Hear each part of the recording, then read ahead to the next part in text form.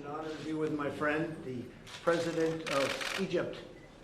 And he is a real leader. He's done some things that are absolutely amazing in a short period of time. When he took over not so long ago, it was in turmoil, and it's not in turmoil now. So I just want to say we have a long-term, great relationship. It's better than ever before. We're doing a lot of trading, a lot of business. We're talking about many different locations like Libya. I think Libya might just be a subject that we're going to be discussing, I have a feeling. And the relationship is great. It's great to have you. Thank you very much. أنا بشكر فخامة الرئيس وسعيد باللقاء الثاني خلال أقل من شهرين، وده بيعكس الحقيقة العلاقة القوية والتفاهم والتقدير الشخصي الكبير لفخامة الرئيس.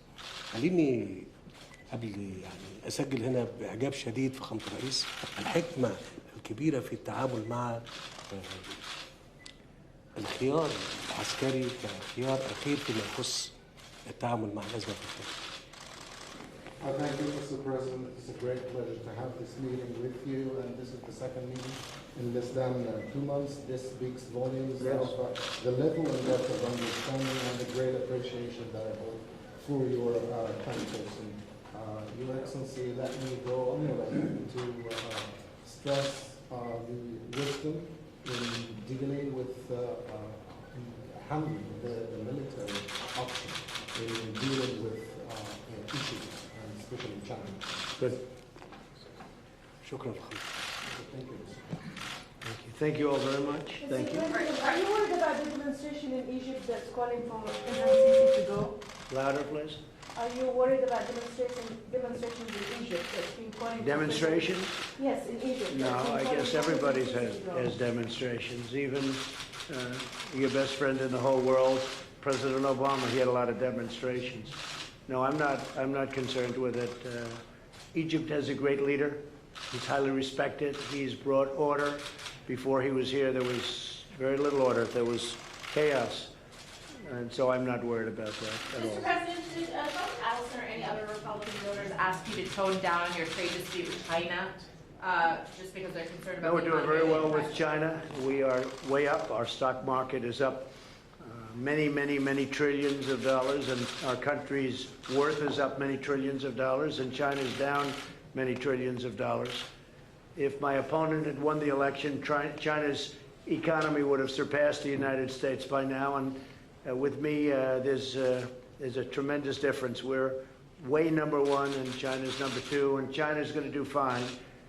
We're talking to China. We have very serious conversations coming up. Steve, you might want to talk about that for just 1 second. We're meeting with the Vice Premier. He'll be coming to Washington, D.C. next week. We look forward to those conversations. We had deputy-level meeting, and as the President has instructed us all along, if we can get the right deal, we'll do it. If not, we're perfectly comfortable where we are.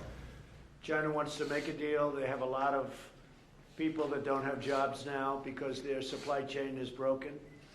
And we'll see what happens. But they're also starting to buy our agricultural product.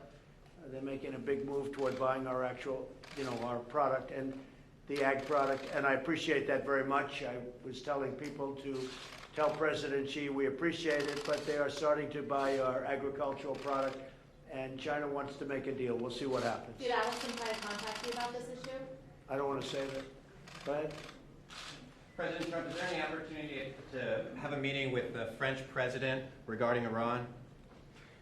Well, Emmanuel's a friend of mine, and he can always have a meeting. And we've had to turn down many meetings because for some reason everybody wants to meet with us, and I consider it a great honor, but they want to meet. The United States is doing really well. Everybody wants to meet with the United States. We can't do everybody. So we've turned down, unfortunately, far more than we can do. We've had a lot of meetings today, the bilats.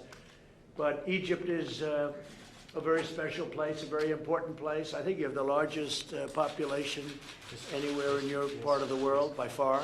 Yes. And my wife was there, and she took these beautiful pictures with the pyramids in the back. She loved the pyramids. She was in love with the pyramids, and you treated her so nicely. But the First Lady was there with a group, and Those pyramids are something very special. The pictures were something she'll never forget. That was really good. Okay. I think it's possible to ask a question of the Egyptian president, but whether he has any comments, sir, on the demonstrations going on right now in your country. خليني اقول ان انتم يعني ستجدوا دايما في منطقتنا في ظل الاسلام السياسي والجهود اللي اتبذلت خلال السنوات اللي فاتت عشان يعني السماح له بلعب دور في المنطقه ستتاثر وستظل المنطقه في حاله من عدم الاستقرار الحقيقي طول ما في اسلام سياسي بيسعى للوصول الى السلطه في بلادنا. Let me say that you will always find something like this in our region, especially with political Islam. There have been efforts that have been put forth for many years to make sure that this political Islam is having a role on the political arena. And consequently, this part of the world will remain in a state of instability as long as political Islam is around. لكن المهم ان انت لازم تكون متاكد منه ان الموضوع في مصر على سبيل المثال وخاصه في مصر هو ان الراي العام في مصر لا يستطيع ان يقبل ولن يقبل بتواجد هذا الاسلام السياسي اللي يحكم مصر ورفض هذا الموضوع عندما تولوا السلطه لمده عام في مصر. But I want you to rest assured that especially in Egypt, the public opinion and the people themselves are refusing this kind of political Islam to rule Egypt. They have demonstrated their refusal before, and they refused those to have control on the country after only 1 year. The French president is trying to play this mediation role with Iran. Is that something you support or something that will work? We don't need a mediator. Iran wants to do something, and I don't think we need a mediator. He's a friend of mine, but we're not looking for any mediators. They know who to call. Mr. President, is there a scenario where you could meet President Rouhani this week in New York? Well, we have no meeting scheduled. Somebody said they'd like to meet. There was some talk about Yemen. All of a sudden, they want to get out of Yemen. That's a good thing. I just heard that a little while ago, as you probably heard it. We'll see what happens, but we have nothing scheduled at this moment. But you wouldn't rule it out? I never rule anything out. Why would I do that? Mr. President, the Chinese delayed a trade delegation visit of farming communities of Nebraska and some other state. Can you comment on that, and what do you see that as a good sign, bad sign, neither? Well, they're starting to buy a lot of our ag product, but Steve, could you? That was actually at our request, they delayed that. So we didn't want there to be any confusion. They have started buying agriculture. They're going to reschedule that at a different time. The timing didn't work. But that was purely at our request. Why was that our request, just out of curiosity? We didn't want confusion around the trade. Yeah, but I want them to buy farm products. There was no confusion. We want them to buy agriculture. They've committed to buy agriculture, and they're doing They've that. committed to buy a lot of agriculture, and they're going to start, and they've started.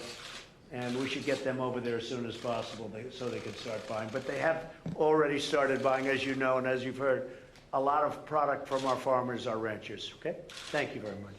Thank you, everybody. Thank you. Press, let's go. Press, let's go. Come on.